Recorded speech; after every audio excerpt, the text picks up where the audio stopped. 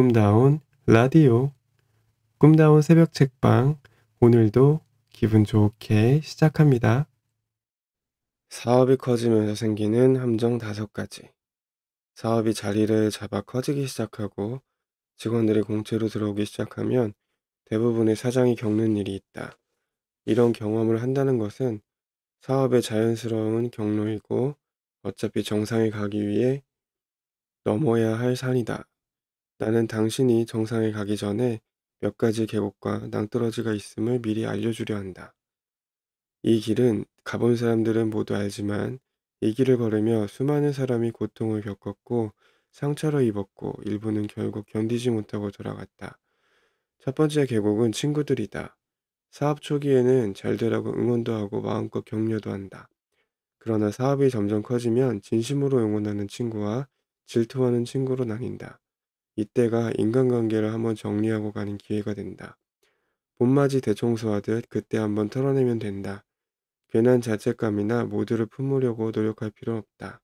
모든 친구에게 너그럽고 좋은 사람이 되려 하다 보면 당신의 가족과 직원들이 힘들어지고 재산과 시간을 날리게 될 것이다. 두 번째 낭떠러지는 계곡 공신들의 반란이다. 사업 초기에는 주변 친척들이나 아는 동생들 위주로 창업한다.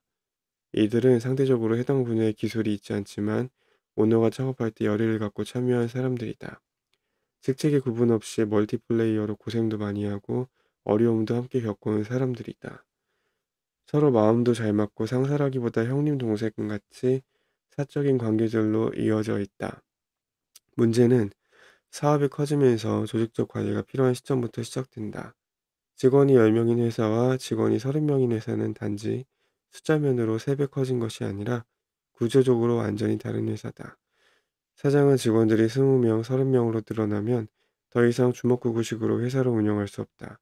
따라서 모든 것을 서류화하고 명문화할 필요를 절실히 느낀다. 또한 회사는 점점 전문 인력을 필요로 하고 교육받은 직원들로 인적 구성이 바뀌게 되며 창업 멤버들의 수준이 상대적으로 낮아진다. 이것을 만회하기 위해 지위를 이용하거나 텃세도 부리고 사장의 지시를 중간에서 왜곡시키거나 무시함으로써 창업 멤버의 권위를 내세우는 일이 생긴다. 그러나 개국공신들이 이해하지 못하는 게 있다. 회사가 커지면 개국공신 없이도 회사를 이끌 수 있지만 조직적으로 일하는 신진 직원들 없이는 회사가 더 이상 크지 못한다. 사장의 고민은 커지고 결국 회사 전체를 위해 개국공신들을 해고하거나 우대하지 않는 상황에 돌입하게 된다. 이쯤 되면 개국공신들은 자신들이 토사구팽 당한다 생각하고 사장은 왜 그들이 시스템을 따라오지 않는지 이해할 수 없는 지경이 된다. 내보내려니 미안하고 가지려니 목을 조르는 계력이 되지만 결국은 이들을 내보내야 회사를 유지할 수 있다는 사실을 깨닫는다. 이 상황에서 반란도 일어나고 착복이나 인격적 모욕을 주고받는 일이 생기기도 한다. 결국 시스템 안으로 들어오지 못하는 개국공신은 내보내야 하는 점에 동의하게 된다. 창업 멤버와 계속 사장과 함께 성장하려면 시스템과 조직 안에서 일하는 방법을 재빨리 습득해야 한다. 그러나 대부분의 개국공신은 개국의 공만 주장하고 계속된 발전에 의미를 두지 않기에 사장과는 숙명적으로 벼랑까지 가기 마련이다. 사장의 입장에서 이들의 최대 장점은 충성심이지만 이 충성심에 교육이 따라오지 않으면 곧바로 배신으로 결과가 돌아온다. 교육만이 유일한 해결책이다. 이런 상황을 대비해서 전문 교육과 관리자 교육을 시키되 이를 받아들이면 최고의 협력자지만 그렇지 못하면 끝내 헤어져야 한다. 세 번째 계곡은 사치다. 자리를 잡고 수입이 지출보다 많아지면 그때부터 여유가 생기기 마련이다. 이제 사장은 노동하지 않고 사업 구상을 하거나 간단한 결제만으로 운영해 나갈 수 있는 여유가 생긴다. 차도 바꾸고 집도 바꾸고 골프 친구들도 바뀐다. 사업 구상을 핑계로 해외여행도 다닌다. 벌어놓은 재산으로 집을 사고 차를 산다면 크게 문제가 없다. 그러나 체면을 이유로 현재 수입이 앞으로 계속될 거라는 가정 하에 융자를 받기 시작하면 문제가 커진다. 이 습성은 사업이 더 커져도 사라지지 않는다. 사업이 커질수록 점점 집도 커지고 차도 비싸지기 때문에 융자 금액도 커지기 마련이다. 무리에 사치한다는 것은 자기 자신이 남들보다 초라하다고 생각하거나 열등해서 나오는 행동이다. 내가 아무리 돈을 벌어도 나보다 부자는 항상 있다. 사치로 자신의 열등감을 치유될 수는 없다. 마음껏 사치할 수 있는 사람이 사치하지 않는 것처럼 멋진 것은 없다. 단지 공상스럽지만 않으면 된다. 네 번째 낭떠러지는 명예다. 재산을 얻으면 명예도 얻고 싶은 것이 사람이다. 그런데 재산은 벌면 되지만 명예는 쉽게 얻을 수 있는 것이 아니다. 하지만 시중에는 돈으로 살 수 있는 명예가 몇 개 있다. 동창회 회장, 향후회 회장, 각종 대학의 최고의 과정 동문회장, 동우회장, 협회 임원, 정부 기관의 관변 조직장 등이 바로 그것이다. 일부는 대놓고 선출직 자리를 꿈꾸기도 한다. 동문회장이나 기수회장이란 타이틀을 갖고 회장님 소리를 듣는 대가로 1,000만 원, 2천만 원씩 찬조금을 내고 손바닥만한 감사패를 하나씩 받아다가 사무실에 늘려가는 재미로 명예를 쌓는다고 생각한다. 한쪽에서는 호구 소리를 듣지만 깍듯이 회장님이라고 부르는 후배들이 예쁘기만 하다. 조금 점잖은 사람들은 유명한 사람이나 더 큰 회사 사장 또는 국회의원, 장관들과 친분을 쌓는다. 자신과 그들이 동급이라는 착각을 하며 아랫사람들이나 친구들을 만나 허풍 떨기 시작한다. 여기서부터 보통 가족과 사이가 틀어진다. 어려운 길을 함께한 가족을 방관한 채 항상 밖으로 바꾸기 때문이다. 사업을 위해 인맥을 쌓는 일이라고 하지만 말과는 달리 사업은 후퇴하기 시작한다. 사장이 사업보다 외부 일에 관심을 더 두기 때문에 직원들은 경계심을 풀어버리고 월급만 나오면 된다고 생각한다. 좋은 직원들은 이때부터 이직할 궁리를 시작한다. 이때 신흥 경쟁자가 자신을 거의 따라잡는 일도 발생한다. 이런 것들은 모두 사업가의 명예가 아니다. 사업가에게 가장 큰 명예는 가장이 사업을 시작하게 돼 가족들이 느꼈던 불안감을 평생 다시 느끼지 않도록 만드는 일이다. 가족의 미래를 완벽하게 책임지고 그 책임을 끝까지 유지하는 것이다. 사업가의 명예란 직원들의 급여를 늦지 않게 주고 개개인을 성장시키고 사회에 더 많은 일자리를 만드는 것이다. 이것만이 사업가로서 가족과 직원, 사회로부터 가장 큰 명예다. 감사패나 위촉장은 당신을 부끄럽게 한다는 사실을 깨달아야 한다. 다섯 번째 고개는 자신을 사업하는 경우다. 이 고개를 넘어야 중소기업에서 중견기업으로 올라간다. 이를 잘 유지하면 대기업으로 가기도 한다. 사업이 일정 규모를 넘어서 직원들의 이름을 모두 외우지 못할 정도가 되고 상장사에 버금가는 이익을 만들기 시작하면 생기는 문제다. 이때부터 경영자는 사업을 위한 사업이 아니라 사업가들 사이에 사업가로 알려지고 싶은 욕구가 생긴다. 경쟁사보다 더 큰 사옥을 짓고 근사한 사전실을 만든다. 해외에는 지사를 만들거나 매장을 오픈한다. 상징적 의미로 회사의 성장을 표현해보고 싶은 욕구가 실익보다 앞서기 때문이다. 투자라는 명분을 앞세우고 이익이 나오지 않을 뻔한 일을 마치 앞날을 내다보는 눈이라도 가진 듯 실행한다. 명함에 홍콩지사나 미국지사 주소도 박아놓는다. 다국적 기업의 브랜드를 단박에 이길 듯이 호기로운 신문 인터뷰도 한다. 관련 잡지에 팔짱을 끼고 부러운 듯 위험 있는 표지 모델로 출연도 한다.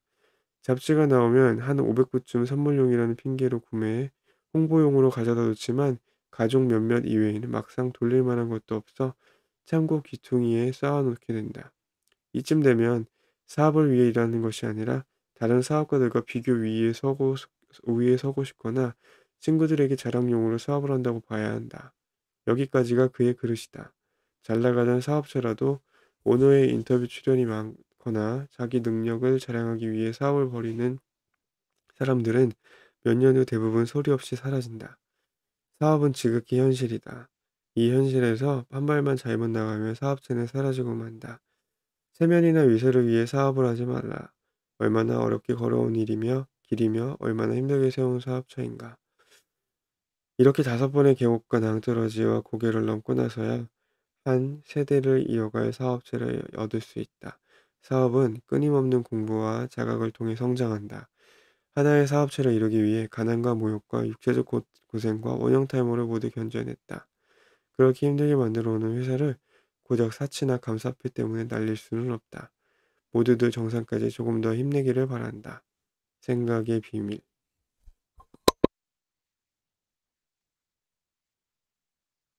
미국 공신의 반란, 그리고 토사구팽, 명태조 주원장은 홍무 13년에서 26년까지 14년 동안 명나라 초기 개국 공신을 거의 모두 추살한다.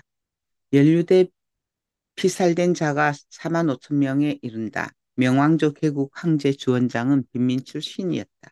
어려서 환각사에 들어가 성녀가 됐고 나중에 농민군 중에 가장 큰 홍건군에 들어가 장수의 눈에 띄어 결혼도 했다. 결국 홍건군을 통합하고 이끌어 중국 천하를 얻었다. 주원장이 황제가 된 후 개국 공신들 모두에게 간직을 하사했다.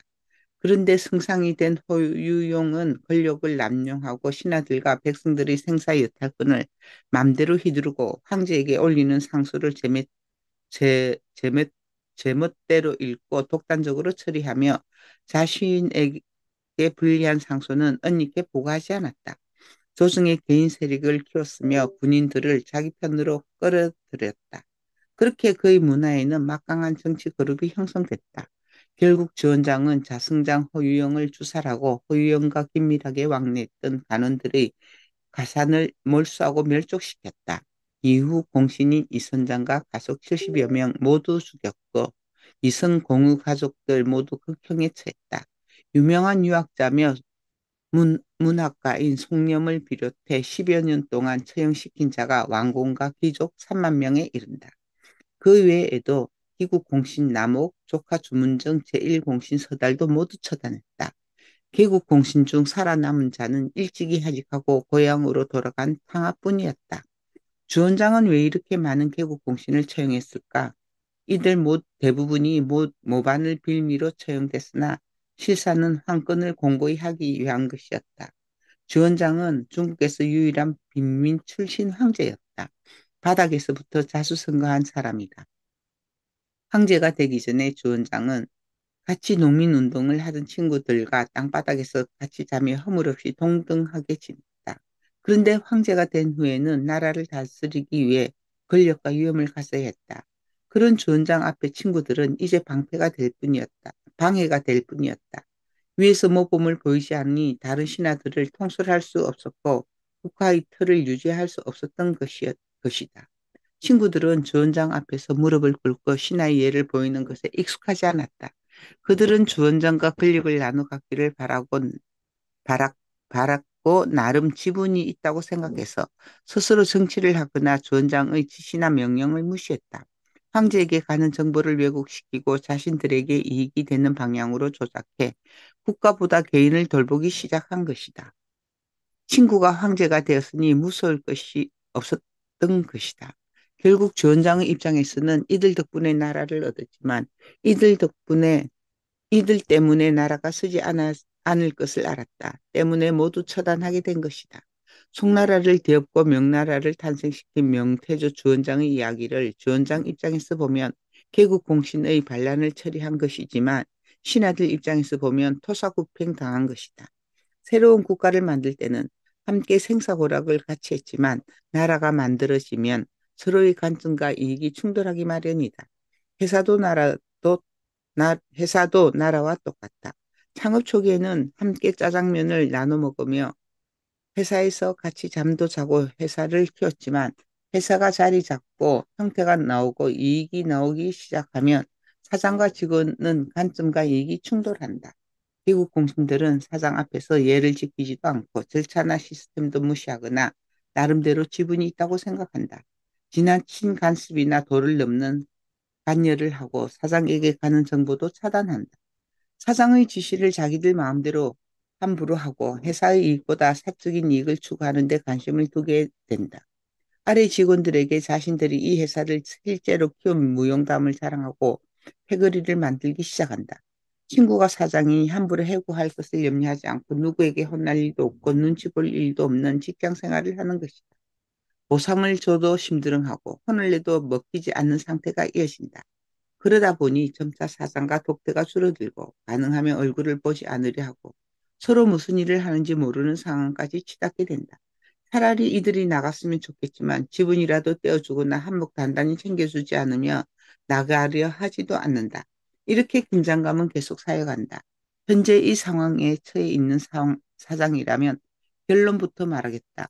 주원장 한 주원장 한 명을 수만 명의 신하들이 이길 수 없었던 것처럼 직원들은 결국 사장을 이기지 못한다. 그들이 원하는 것을 아무것도 주지 않아도 결국 일은 처리할 수 있다. 단지 이 일을 처리하겠다고 마음먹은 일이 힘들 뿐이다.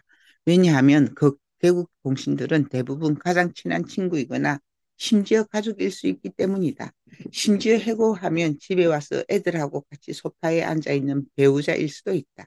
더구나 사업 초기의 세금 문제나 도덕적 문제로 약점이라도 있다면 감옥에 가거나 사회적 매장을 당할 수도 있고, 설령 그 정도까지는 아니라도 친구들 그룹이나 가족 안에서 비열한 사람으로 낙인 찍힐 수 있기 때문이다.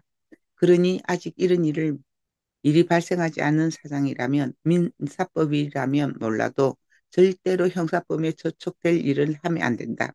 최소한 감옥에 가는 일은 없어야 하기 때문이다. 하지만 용기는 여기서 멈추면 안 된다. 만약 이 반란을 제압하기 위해 감옥에 가야 할 일이 있다면 갔다 올 생각까지 해야 결국 해결된다.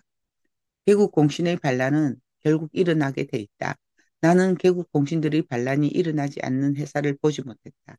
아직 일어나지 않은 회사가 있을 뿐이다.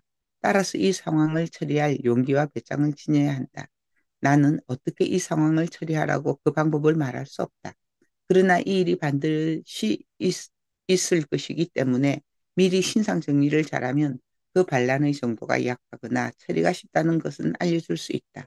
일어나는 시기는 직원들 숫자로 봤을 때 빠르게는 20여 명부터 시작하고 대부분 50명 내에서 발생한다. 그 이유는 이때가 회사가 생존에서 벗어나 번영으로 가는 시기이기 때문이다. 다행히 50명 이상부터는 점차 그 확률이 급격히 줄어든다.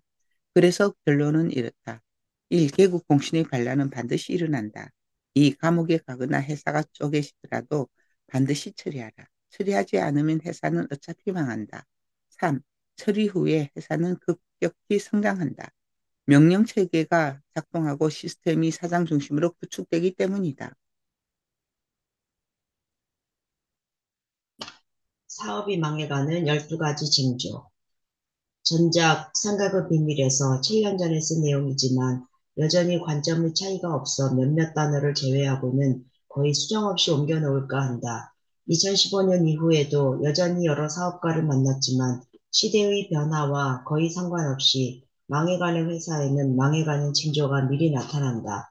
실제 사업은 장기간의 매출 감소나 신규 고객의 유입 감소, 높은 이직률, 혁신의 부족, 열악한 재무관리, 부족한 고객 서비스, 명확한 비전이나 전략 부족, 단일 제품 의존성, 그리고 법적 소송들이 외부적으로는 실패 요인으로 나타난다. 그러나 이런 일들이 생기기 전에 나타나는 징조가 있다. 이 징조들은 사업가의 경영 태도 안에 모두 들어있다. 나는 사장들이 아래와 같은 행동이나 상황에 놓이면 지금도 여전히 주의하도록 가르친다. 대부분은 그동안 회사를 잘 키워놓고도 방향성을 놓쳤거나 성장이 이어지지 않거나 혹은 단순히 흥미를 잃기 때문이다. 혹은 정신적으로 지쳐서 도피하려는 사장들이 있다. 자신이나 혹은 투자한 회사의 다음 이해관계가 다음 상황에 해당하는지 살펴보기 바란다. 1. 정치인이나 기자들의 도움을 받아 사업체를 키우고 싶어 할 때, 정치인이나 신문기자들은 불가근 불가원의 기준을 가져야 한다. 정상적이지 않은 힘에 기대어 어떻게라도 한 번에 사업을 키우려는 태도는 결국 끝나게 돼 있다. 2. 하급 직원들에게 업무 지시나 업무 확인이 눈에 띄게 줄 때. 이런 경우는 매우 심각한 상황이다. 지시를 내리고 관리할 사람이 사라진 경우다. 3. 사장이 어디 있는지 직원들이 자주 모를 때, 여자를 만나거나 도박을 하거나 사업이 더 이상 살아남을 수 없다고 생각되는 상황이다. 4. 고급 취미에 관심을 갖고 그림, 자동차, 정원수 등과 같은 것에 빠질 때, 스스로 사업가가 아니라 고상한 인물이 되려 하나 사업도 지키고 고상함도 지킬 수 있는 경우는 그다지 많지 않다. 특히 자수성가한 사람이 이러면 이대까지 갈 수도 없다. 5. 연예인, 정부 고위관료, 정치인들과 어울리기 시작하고 그것을 자랑할 때 자신의 가치를 그런 유명인과 동일선상으로 높이고 싶은 마음이지만 들어가는 돈에 비해 이득이 없다. 가장 부실한 투자 중 하나다. 6. 시장 주변에 새로 사귄 친구들이 안내도 받지 않고 회사를 들락거릴 때 회사 내 정규 라인이 사라지면 이렇게 된다. 직원의 권위가 존중되지 않고 이런 사장 친구들이 늘어나면 직원들에게 지시하는 친구들도 생긴다. 7. 사장이 사장직을 전문 경영인으로 대신하고 회장이나 다른 타이틀을 모으러 다닐 때 경영보다 타이틀에 관심을 가진 사람이 다시 경영으로 돌아오려면 한번 망해야 가능하다.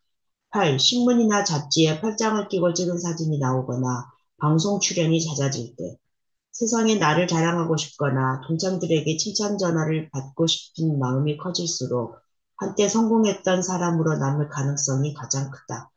9. 경쟁자들을 얕보고 공공연히 무시할 때 경쟁자를 무시하는 것은 자기 사업의 산업 전체를 욕하는 것과 같다. 그 산업에 애정이 사라지면 사업도 사라진다.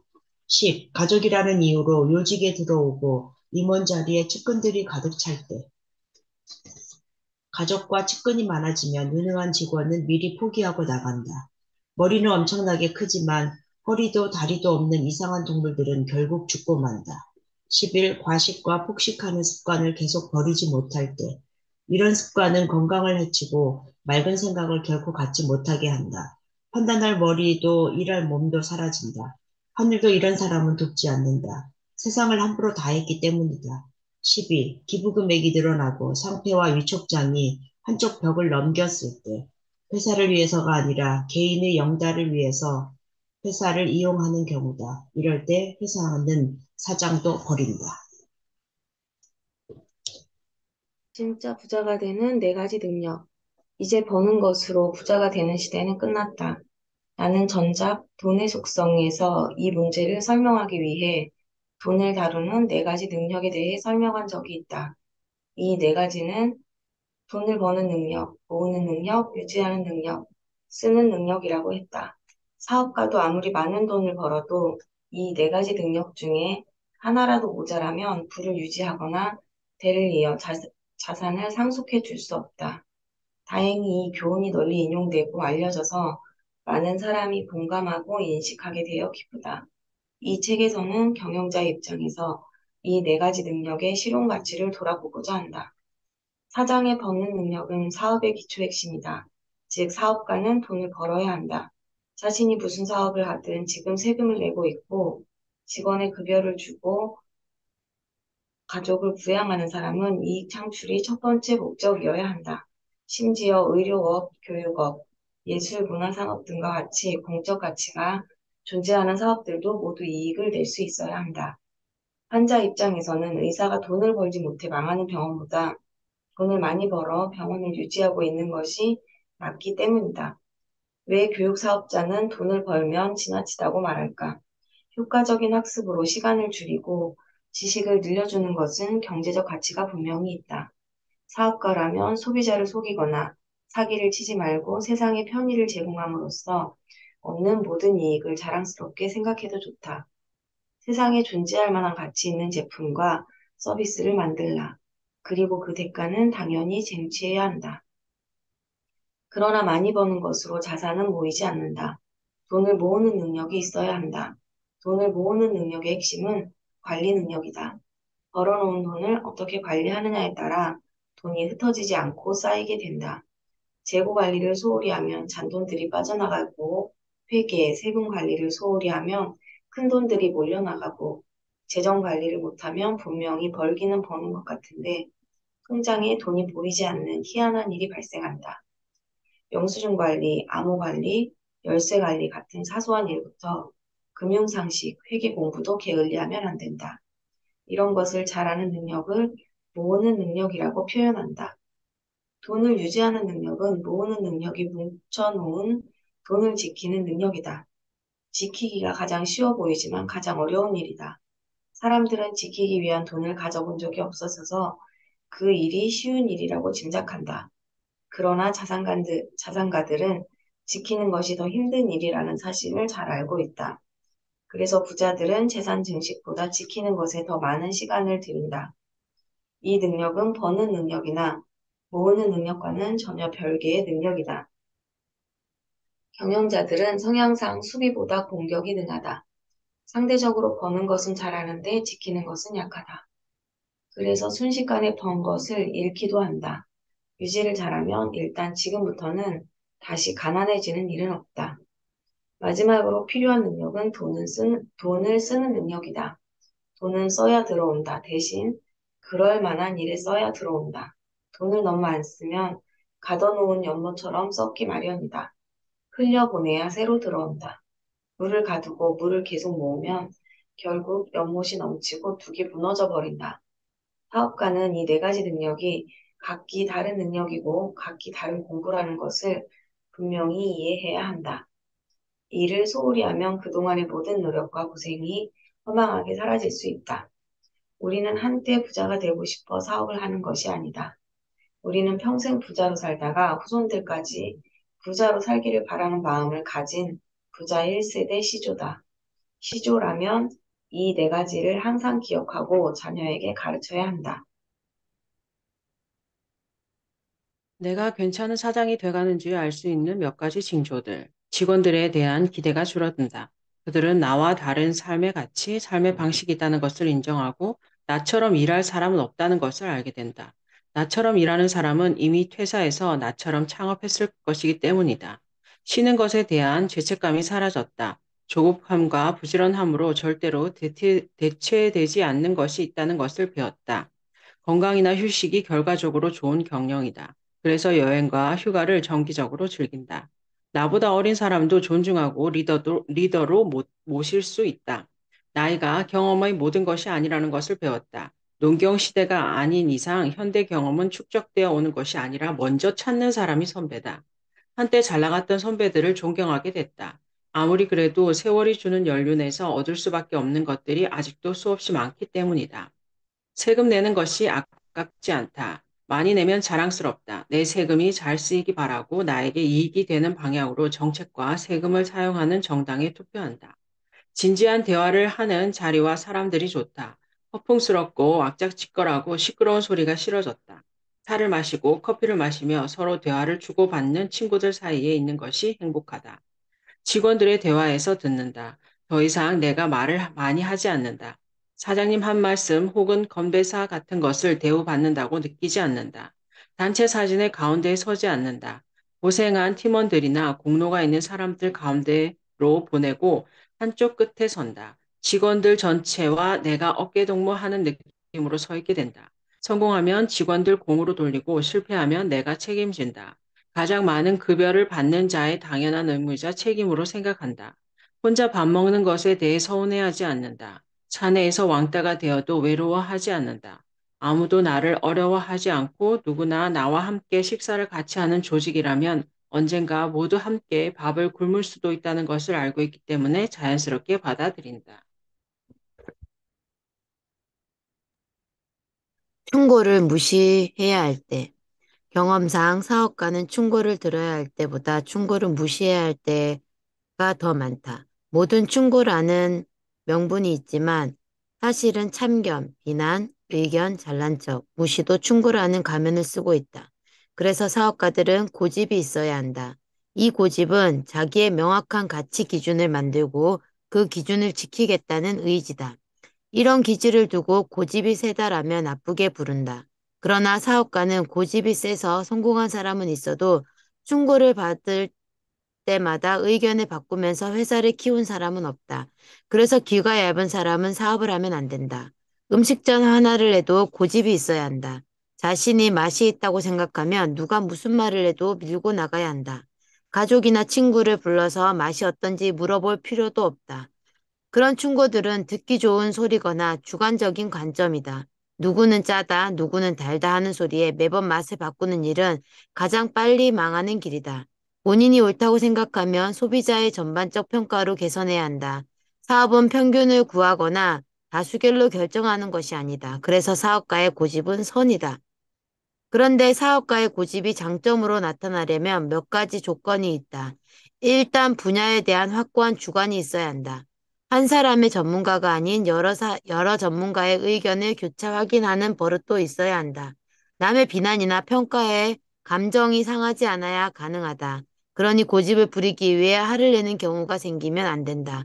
화를 내는 고집은 주변 사람들의 창의성을 말살하기 때문이다. 특히 고집을 부리는 이유가 우월감이 아닌 이성적 판단에 기준해야 한다. 철저하게 현실에 기반을 두고 내가 하고 싶은 그 일을 이루겠다는 생산적 고집이 있어야 한다.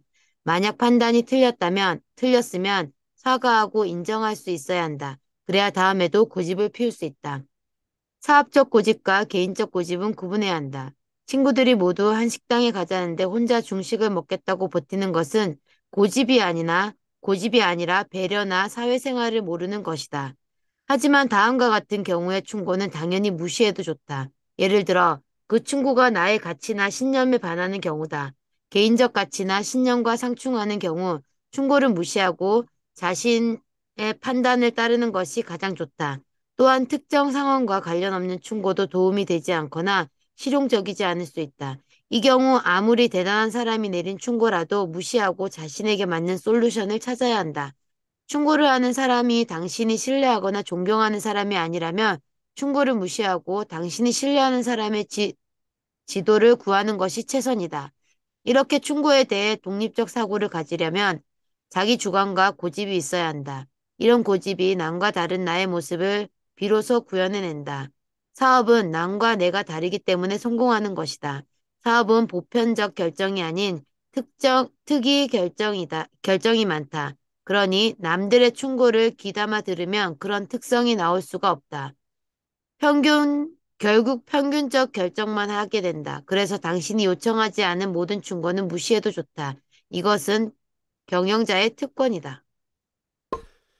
아내의 절대적 지지를 얻는 법. 회계를 배울 때 자산은 자본과 부채의 합이라고 배운다. 자본이 자산인 것은 알겠는데 부채를 왜 자산이라고 표현하는지 이해를 못하는 사람이 많다. 결국 부채는 빚인데 빚이 자산일 리가 없다고 생각하기 때문이다. 재무상태표에서 자산은 자본 플러스 부채가 될 수 있는 것은 부채가 생산활동에 쓰이기 때문이다. 이것으로 회사 안으로 현금이 유입된다면 이것은 부채라도 자산이 되기 때문이다. 즉, 회사의 자산이란 현금 흐름을 만들어내는 모든 재산을 뜻한다. 그래서 부채도 생산활동을 통해 현금 흐름을 만들어내기 때문에 자산으로 받아주는 것이다. 그런데 한 개인이 사업을 하기 위해서도 이러한 자산은 자본 플러스 부채의 공식이 있다. 개인이 사업을 하려면 금융자본과 정신력 자본이 합쳐진 자본이 있어야 하며 용자금과 배우자의 지지라는 부채자본이 필요하다. 이것을 공식화하면 개인 사업 자산은 자본 플러스 용자금, 배우자의 지지로 표기된다. 그렇구나. 이들 중에 가장 중요한 자본은 정신력 자본과 배우자의 지지다. 이 둘 중에 더 큰 자본이라면 배우자의 지지라고 볼 수 있다. 사업은 아무리 개인이 뛰어난 재능을 보여도 결국 패밀리 비즈니스다. 가족, 특히 배우자의 지지 없이는 사업을 이뤄내기란 절대 쉽지 않다. 나는 특별히 집에서 가정을 돌보는 아내를 둔 남성 사업가 제자들에게는 아내의 지지를 얻기 위해 반드시 3가지를 하라고 가르친다. 그 첫 번째는 생활비를 정기적으로 일정한 날에 주는 것이다. 사업가를 남편으로 둔 아내들의 가장 큰 불안감은 불규칙한 수입에서 온다. 필요하면 언제든지 말해라는 말은 가장 하지 말아야 할 말이다. 설령 언제든 달라는 대로 줬다 해도 아내의 불안감은 정기적으로 매월 같은 날 받는 것만 못하다. 또한 아내 입장에서는 남편이 고생하고 노력한다는 것을 알면서도 매번 청구하듯 요구하는 것에 모멸감을 느낄 수 있다. 심지어 이걸 문제라고 단어로 딱 잘라 말할 수 없어도 매번 생활비를 받을 때마다 감사와 모멸이 함께 생겨나서 불만이 어디서 생겼는지 그 근원조차 모르는 경우도 있다. 정기적으로 정해진 날 하루도 늦지 않고 생활비가 나가는 순간 이 모든 문제가 해결된다. 두 번째는 아내에게 배당을 주는 일이다. 회사의 명의가 본인에게 있고 아내가 회사에 한 번도 나오지 않아도 아내에게 회사의 이익을 배당해 주어야 한다. 아내가 가정을 맡아주었기에 사업에 몰두하고 있었던 것이고 사업체 자체가 가족의 공동 운명체이기 때문이다. 즉 아내에게 지분 50%가 있다고 인정해야 된다. 사업의 성장 규모에 따라 해마다 혹은 분기마다 회사의 이익의 배당을 아내에게 보내야 한다. 이것은 당사자에게도 좋은 일이다. 그 집안의 자산이라는 것은 그 회사 통장에 있는 돈이 아니다. 배우자에게 옮겨진 돈이야말로 진정한 그 집의 자산이다. 이런 방식을 통해서라도 집안의 재산을 늘려야 한다. 그렇지 않으면 매번 이익금을 모두 재투자하면서 사업체만 키우다가 어느 날 위험해지면 다시 바닥을 맛보기도 하기 때문이다. 아내에게 배당을 주는 일이야말로 진정한 리스크 관리다. 동시에 아내를 사업 파트너로 동정하게 인정한다는 의미를 실질적으로 전달할 방법이다. 아내가 사치하지 않는 사람이고 헤어질 이유가 없다면 반드시 배당을 점점 늘려가며 결국 50%까지 줄 것을 권한다. 나머지 50%는 회사에 재투자하든 잉여자본으로 남기든 마음대로 해도 좋다. 만약에 사업이 다시 어려워지면 그때 아내에게 든 보험을 다시 사용할 수 있기에 서로에게 좋은 일이다. 세 번째는 아내에게 휴가를 주는 일이다. 아이들 키우고 집안 살림한다는 것은 사업 못지않은 노동이며 정신적 피로감을 갖는 일이다. 당신이 만약 18년간 한 번도 휴가를 못 가는 직장에 취직해 있다면 어떤 마음일지 상상해 보기 바란다. 더구나 그 일이 어렵다는 표정만 지어도 불량 직원이라는 낙인이라도 붙는다면 붙어 있을 직원이 단 한 명도 없을 것이다. 아이를 키우는 엄마는 아이가 대학에 갈 때까지 단 한 번도 휴가를 얻지 못하는 경우가 태반이다. 내가 말하는 휴가는 가족 휴가는 포함되지 않는다. 주부에게 가족 휴가는 업무의 연장일 뿐이다. 특히 어른들과 함께하는 휴가는 단지 근무일 뿐이다. 아내 혼자 혹은 아내의 친구들, 형제들과 함께 마음껏 쓸 수 있는 휴가를 1년 혹은 분기에 며칠이라도 보내줘야 한다. 아이나 어, 아이나 남편의 전화를 받지 않고 하루라도 쉴 수 있는 휴가를 받는 것에 대한 의미는 대단할 수 있다. 남편이 아내의 일을 존중한다는 뜻이고 아내로서만이 한 인간으로서 대우한다는 의미를 포함하고 있다. 이 세 가지만 잘 지키면 사업가는 자산 중에서 가장 큰 자산인 배우자의 지지를 무한대로 받을 수 있다. 이 자산에 기반을 둘 때 위대한 기업을 만들어낼 수 있다. 유명한 기업인 뒤에는 그에 걸맞는 아내들이 대부분 존재한다. 설령 아내나 가족이 지지 없이 회사를 키워냈다 한데 무슨 보람이 있겠는가? 사회에서의 어떤 칭찬도 가족의 칭찬을 대신할 수 없다. 세상에 영웅이 되려 하지 말고 가까운 가족에게 먼저 영웅이 되라. 그것이 진정한 영웅의 모습이다. 문자로 질문 혹은 요청할 때 주의할 것 6가지. 1. 한 번에 한 개씩 요청하거나 질문하라. 연관성 없는 질문을 여러 개 하지 마라. 여러 개의 질문을 하면 모든 질문이 무시되거나 답을 받지 못한 질문이 생길 수밖에 없다. 2. 광범위하거나 모호한 질문을 하지 마라.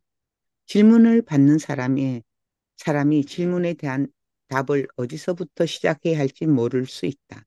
질문을 받는 사람이 질문의 목적을 이해하는 데 도움이 되는데 필요한 상황 또는 배경 정보를 제공해야 한다. 질문의 목적을 유추해야 알 수 있는 모든 질문은 좋지 않다. 3. 예의 바르게 행동하라. 앞뒤 없는 부탁, 막무가내 요청, 아무거나 묻는 태도는 부정적인 감정이나 붕괴로 이어질 수 있다. 항상 공손한 언어로 사용하고 문자에서도 예의를 잊지 말라. 정중한 언어를 사용하고 대화 상대를 존중하는 것이 중요하다. 4. 요청에 대한 이유나 설명을 제공하라. 요청에 대한 이유나 설명을 제공하면 상대가 당신의 관점을 이해하는 데 도움이 되고 요청을 이행할 가능성이 높아진다. 5. 요청이 완료되면 피드백을 하라. 요청했던 건이 잘 마무리되었다는 감사나 관점에 대한 피드백을 하라. 상대가 향후 당신의 요구사항과 선호사항을 더 잘 이해하는 데 도움이 될 수 있다. 성실하다는 인상도 준다. 6. 적절한 문법과 철자를 사용하라. 오타는 당신이 생각하는 것보다 당신의 가치를 떨어뜨린다. 메시지를 보내기 전에 반드시 교정하라. 회사 스토리 만드는 법. 현재 78억 넘는 사람이 지구에 살고 있다. 미국 인구통계국 연구 내용에 따르면 5만 년 전 호모사피엔스가 지구에 출현한 이후 태어난 총 인구수는 1080억 명이다. 이들 중에 나와 똑같은 인생을 산 사람은 단 한 명도 없다. 세상 누구든 그만의 독특한 다른 인생 경험을 갖고 있다. 이 경험 중에 오롯이 나 혼자만의 감성적이고 독특하고 단순하며 남들과 함께 나눌 수 있는 소재가 분명히 있을 것이다. 이것을 찾아 정리하고 기술해서 주변에 나를 나타내는 작업이 반드시 필요하다. 특히 회사는 이런 스토리를 가질 때 비로소 그 회사의 생명력이 생겨난다. 남들과 나를 분리해내는 기능이 이 스토리 안에 있다. 심지어 나라들도 각각의 개국 신화를 갖고 있다. 이 탄생 비화가 너무 강렬해서 실제로 호풍인지 현실인지 종교인지 모를 정도로 발전된 스토리가 있는 나라들이 많다. 그리스 로마 신화는 지중해 중심으로 남부 유럽 일대의 스토리텔링이고 이스라엘 지역의 모세오경은 역사적으로 가장 성공한 스토리텔링 중의 하나이며 이집트, 인도, 고대 페르시아도 자신들의 독특한 스토리텔링이 성공해서 아직까지 우리들에게 기억되는 것이다. 중국 신화를 기록한 산해경과 일본 신화를 기록한 코지키와 일본 서기에 실려 있는 창조 신화 역시 한 나라의 스토리텔링이다. 모든 나라는 이처럼 스토리를 갖고 있다. 폴리네시아, 아프리카, 아메리칸 인디언, 아즈텍, 잉카, 메소포타미아도 모두 스토리가 있다. 신백과사전이라는 책에는 주인공으로 등장하는 신의 이름이 2,800명이나 있다. 스토리가 없는 나라나 민족은 없다고 봐야 한다. 이것이 있어야 한 나라가 그리고 민족이 존재할 이유가 생겨나고 남들과 분리되고 스스로를 결속시키기 때문이다. 그렇다면 당신이 만든 회사에는 어떤 스토리가 있는가? 누군가 당신의 회사를 말할 때 덧붙이는 말이 무엇인가? 그 이야기가 독특하고 단순하며 좋은 감정을 느끼게 해야 한다. 독특한 성공 스토리, 창의적인 독창성, 믿을 만한 가치가 담겨 있는 이야기가 당신 회사를 부연 설명하게 해줘야 한다. 1982년 텍사스 남부 해안가의 작은 마을 라이크 잭스는 인구가 3만 명이 채 되지 않은 작은 도시다. 그 도시에서 탄생한 바커스라는 편의점 매장은 현재 고속도로 길가에 있는 32개의 매장에서 무려 3억 달러의 연간 매출을 올리고 있다. 이들의 표어는 고속도로 빌보드 간판에 가장 잘 나타나 있다. Your throne awaits. Fabulous restaurants. 왕의 좌식들이 기다리고 있습니다. 멋진 화장실. 표어에 걸맞게 그들이 지은 KT 매장에 가면 남자 화장실에 소변기 30개, 변기 12개, 그리고 여자 화장실에 변기 28개가 펼쳐져 있다. 가히 왕의 좌석답다. 세상에서 가장 큰 화장실일 것이다. 미국 고속도로 여행 중에 가장 불편한 것이 화장실이다. 주유소에 들러 화장실을 사용하려면 지저분하고 눈치까지 봐야 한다. 하지만 바커스는 최고급 현대식 화장실에서 한 사람이 몇 칸씩 자리를 차지하고 볼일을 마음껏 볼 수 있는 곳이다. 오줌 싸고 똥 싸는 일이 이렇게 환영받는 곳은 어디에도 없다. 인간에게 섹스 다음으로 흥미로운 것이 오줌과 똥에 관한 것이다. 바커스 매장은 오줌과 똥에 관한 가장 성공한 스토리텔링으로 미국 고속도로 곳곳을 화장실로 장악해 나가고 있다.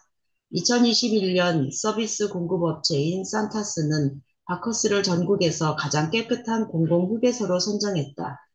인 앤 아웃, 버거의 유명한 스프레드 레시피는 1948년 이후로 바뀌지 않았다. 1948년에 설립된 이 햄버거 회사의 설립자 해리스 나이스더는 매일 아침 현지 육류와 농산물 시장을 방문한다. 신선한 재료를 사는 것을 회사의 기초로 삼아 현재도 냉동 보관 물건 없이 신선 재료로만 사업하는 것으로 스토리가 전해지고 있다.